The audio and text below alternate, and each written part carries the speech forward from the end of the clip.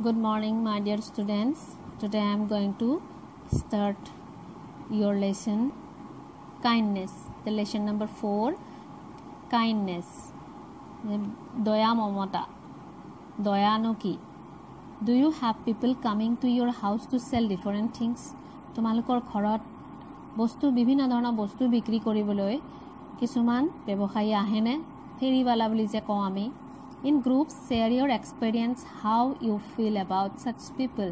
যে গ্ৰুপত তোমালোকে আলোচনা কৰা এনেকুৱা মানুহৰ বিষয়ে তোমালোকে কি ভাবানো? Do you offer them tea? কেতিয়াবা চাহ জাছানে বাৰু তেনেকুৱা মানুহক? Here is a story about a family who was visited by 2 Kashmiri vendors and what happened between them. ইয়াতে এটা তোমালোকক ষ্টৰী এটা দিছে, কাহিনী এটা দিছে যে এটা পৰিয়ালত তেওঁলোকৰ ঘৰলৈ দুজন কাশ্মীৰী ভেণ্ডৰ আহিছিলে, কাশ্মীৰী ব্যৱসায়ী আহিছিলে আৰু তেওঁলোকৰ মাজতনো কি হৈছিলে তাৰ ওপৰত এটা তোমালোকক কাহিনী এটা দিছে, যাৰ দ্বাৰা তোমালোকে বুজিবা যে দয়া কি, মানুহৰ অন্তৰত দয়া, মানুহক দয়া কেনেকৈ যাচিব পাৰি, কেনেকৈ মানুহে আনৰ প্ৰতি দয়াশীল হ'ব লাগে, তাৰ ওপৰত তোমালোকক এটা ইয়াতে লেসন দিছে। আহা আমি ক্লাসটো ভালকে চাই যাওঁ। Every year when the rainy season comes to an end and winter is about to begin, Kashmiri vendors arrive at the city. প্ৰত্যেক বছৰেই যেতিয়া বৰষুণ বাৰিষা কালটো যেতিয়া শেষ হয়, ৰেইনি সিজন comes to an end, শেষ হ'বলৈ আহে আৰু তাৰ পিছতে উইন্টাৰ সিজন আৰম্ভ হয়। is about to begin, winter season যেতিয়া আৰম্ভ হয়, ঠাণ্ডাৰ দিন, শীতকাল, Kashmiri vendors arrived at the city, যে কাশ্মীৰী ভেণ্ডৰ বিলাকে কি কৰে, চহৰলৈ আহে তেওঁলোকৰ বস্তুবিলাক বিক্ৰী কৰিবলৈ। They traveled around the city to sell their handcraft, shawls, purses, blankets and even carpets. তেওঁলোকে কি কৰিবলৈ আহে যে traveled around the city, গোটেই চহৰখন তেওঁলোকে ঘূৰে কি কৰিবলৈ, to sell their handcrafts, তেওঁলোকৰ হাতেৰে বনোৱা বস্তুবিলাক বিক্ৰী কৰিবলৈ। শল আমি ঠাণ্ডাত যে উৰু, পাৰ্চেছ যে পইচা লোৱা সৰু সৰু বেগ কিছুমান যে থাকে, ব্লেংকেটছ কম্বল আৰু ইভেন কাৰ্পেটছ মজিয়াত পাৰা কাৰ্পেটো তেওঁলোকে এইবিলাক বস্তু তেওঁলোকে বিক্ৰী কৰিবলৈ আহে। তোমালোকে দেখিছা হয়তো তোমালোকৰ ঘৰলৈও তেনেকুৱা ধৰণৰ ব্যৱসায়ী আহে। It's a hard life for these vendors. এই যে ব্যৱসায়ী কেজন তেওঁলোকৰ ব্যক্তিগত জীৱনটোলৈ চাবলৈ গ'লে আমি খুব কষ্টৰ জীৱন তেওঁলোকে খুব কষ্ট কৰি ব্যৱসায়খন কৰি থাকে। Their hardship does not end with their long journey from Kashmir to the city. যে তেওঁলোকৰ কষ্ট তাতেই শেষ নহয়, যে তেওঁলোকে লং জাৰ্ণি কৰি আহে, বহু দূৰ যাত্ৰা কৰি আহে কাশ্মীৰৰ পৰা যেতিয়া চহৰলৈকে আহে, তাতেই কষ্টটো শেষ নহয়। In fact, it is just the beginning, যে কষ্ট তেতিয়া আৰম্ভহে হয় বুলি ক'ব পাৰি। They stay at cheap hotels and roam around the city streets all day. তেওঁলোকে কি কৰে, একেবাৰে সস্তীয়া হোটেলত থাকে, কিছুমান সস্তীয়া মানে একেবাৰে কম দামী ৰুম লৈ পেলাই থাকে আৰু গোটেই roam around the city streets all day, যে চহৰৰ ৰাস্তাই অলিয়ে গলিয়ে গোটেই দিনটো তেওঁলোকে ঘূৰি ফুৰে। They were bent with the load on their backs. তেওঁলোকে তেওঁলোকৰ পিঠিত বোজা লৈ পেলাই ইভেন এনেকুৱা হৈ যায় যে হালি যোৱা দেখা যায়। Shouting there where they look for buyers, যে তেওঁলোকৰ বস্তু বাহিনী লৈ তেওঁলোকে কি কৰে, চিঞৰি কিনা মানুহ বিচাৰি ফুৰে, যে বিক্ৰী কৰিবলৈ তেওঁলোকে কাষ্টমাৰ বিচাৰি ফুৰে। I would have never known all this if it were not for a chance meeting with a couple of Kashmiri vendors at my brother-in-law's house. যে মই কেতিয়াও I would have never known all this, মই এইবিলাক গমেই নাপালোঁ হয় যদিহে মই দুজন কাশ্মীৰী ভেণ্ডৰক লগ পোৱাৰ চান্স নাপালোঁ হয়। ক'ত, যে at my brother in law's house.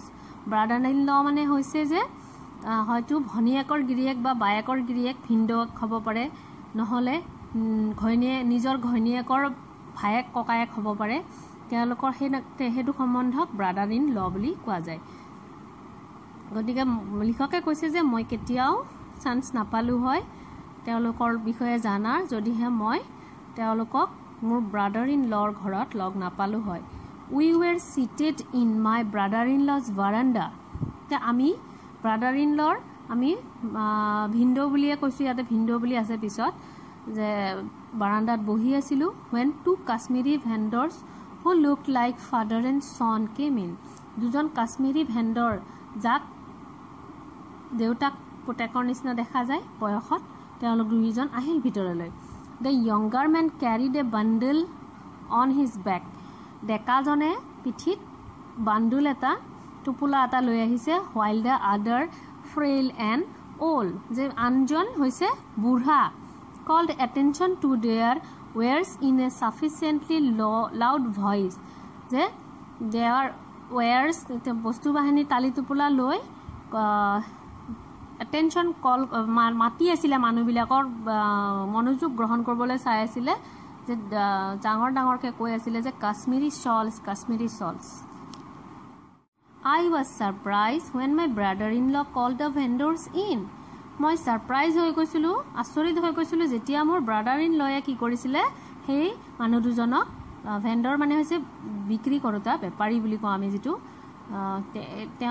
তেওঁলোকক যেতিয়া মাতি আনিছিলে মই আচৰিত হৈ গৈছিলো I was sure that he needed nothing from them মই জানিছিলো যে তেওঁলোকৰ পৰা একো নিকিনে না একো প্ৰয়োজন নাই but he began examining their shawls and short jackets কিন্তু তেওঁ কি কৰিছিলে বস্তুবিলাক পৰীক্ষা কৰি চাই আছিল শল বিলাক তেওঁলোকৰ শৰ্ট জেকেট বিলাক ছুটি যেটো জেকেট হাফ জেকেট আনে হেবিলাক পৰীক্ষা কৰি আছিল my wife my sister who were in the kitchen যে মোৰ ভন্টি বা বাইদেউ আৰু মোৰ পত্নী যিয়ে কিচেনত ব্যস্ত হৈ আছিল got busy making tea চাহ বনাই আছিল she knew that her husband would not buy anything from the vendor তেওঁ গম পাইছিলে যে তেওঁৰ হাজবেণ্ডে হে ভেণ্ডৰৰ পৰা একো I felt sorry for them মোৰ তেওঁলোকৰ কাৰণে অকমান বেয়া লাগিলে when my brother-in-law asked me to buy something যে মোৰ brother-in-law মোৰ ভিন্দয়ে মোক কিবা এটা কিনিবলৈ কলে যে কিবা এটা কিনা I politely declined মই একদম নম্ৰভাৱে নালাগে বুলিয়ে কলো মই বুলি ইয়াতে কোনে কৈছে লিখকে কৈ আছে He then started chatting with the vendors about their families and their homeland. তেওঁ তেতিয়া কি কৰিলে সেই দুইজন মানুহৰ লগত তেওঁ chatting মানে কথা বতৰা পাতা তেওঁলোকৰ ফ্যামিলি বিষয়ে পৰিয়ালৰ বিষয়ে আৰু তেওঁলোকৰ নিজৰ ঠাইৰ বিষয়ে ঠাইখন কেনেকুৱা তাৰ ওপৰত তেওঁ মানুহ দুজনৰ লগত কথা বতৰা আৰম্ভ কৰিলে As they narrated the details of their different lives, I felt sad and guilty at being a part of such behavior. যে যেতিয়াই তেওঁলোকৰ নিজৰ জীৱনৰ কথা different lives সিহঁতক কেনেকৈ জীয়াই থাকে বেলেগ সময়ত বেলেগ ঠাইত মই তেতিয়া তেওঁলোকৰ ওপৰত I felt sad মোৰ দুখ লাগিছিল আৰু নিজকে দুখী লাগিছিল যে তেওঁলোকৰ তেনেকুৱা এটা পৰিবেশৰ কাৰণে নিজকে দুখী লাগিছিল My brother-in-law suddenly called out to his wife and asked her to serve the visitors something to eat since they would be hungry কিন্তু মোৰ brother-in-law মোৰ ভিন্দয়ে লগে তেওঁৰ ঘৈণীয়েক মানে মোৰ বাইদেউক মাতি দিলে আৰু কি কৰিলে তেওঁলোকৰ কাৰণে অকমান খোৱা বস্তু চাহ আনিবলৈ ক'লে কাৰণ তেওঁলোকে হয়তো ভোকত আছে She quickly brought some food into the veranda তেওঁ হঠাৎ নহয় সোনকালে তেওঁ brought some food কিছু খাদ্য বস্তু তেওঁ বাৰান্দালৈকে লৈ আহিল The vendors hesitated initially দুইজন বেপাৰীয়ে কি কৰিছিলে যে হেজিটেট মানে অনিচ্ছা কৰিছিলে but agreed to it when my brother-in-law insisted কিন্তু যেতিয়া মোৰ brother-in-law তেওঁলোকক উৎসাহ দিলে যে খোৱা একো নহয় তেতিয়া তেওঁলোকে খাবলৈ মান্তি হল after a hearty meal they left যে খুব ধুনিয়াকে খোৱাৰ পিছত তেওঁলোকে গুচি গল promising to bring better things next year যে প্ৰতিশ্ৰুতি দি গ'ল যে অহা বছৰ ভাল বস্তু আনিব। It was then that my brother-in-law spoke to me.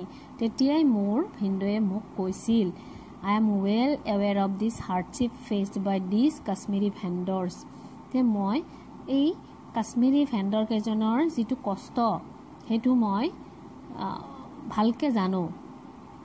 He said, as I looked at him, still confused.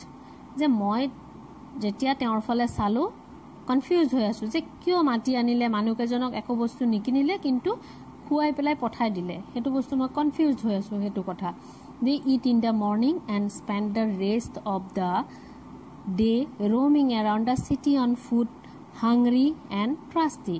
যেতিয়া ভিনদেউৱে ক'লে যে তেওঁলোকে কি কৰে ৰাতিপুৱাই খাই গোটেই দিনটো তেওঁলোকে কি কৰে ঘূৰি ফুৰে এৰাউণ্ড দ্য চিটি, গোটেই চহৰখনত ঘূৰি ফুৰে খোজকাঢ়ি, হাংৰি ভোকত আৰু পিয়াহত।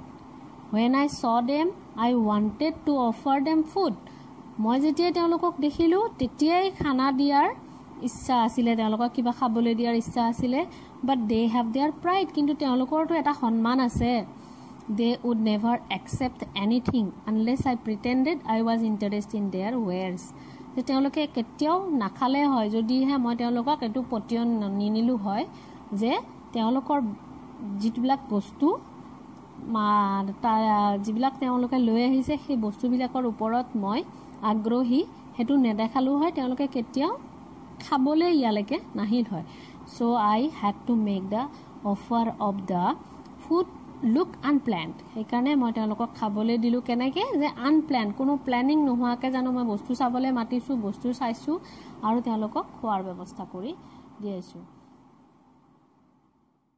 ডিয়াৰ ষ্টুডেণ্টছ, এই লেচনটোৰ দ্বাৰা আমাক এইটো বুজোৱা হৈছে যে সদায় আমি আনৰ প্ৰতি দয়াশীল হ'ব লাগে, দুখীয়াৰ প্ৰতি দয়াশীল হ'ব লাগে, কষ্ট কৰি থকা মানুহৰ প্ৰতি দয়াশীল হ'ব লাগে।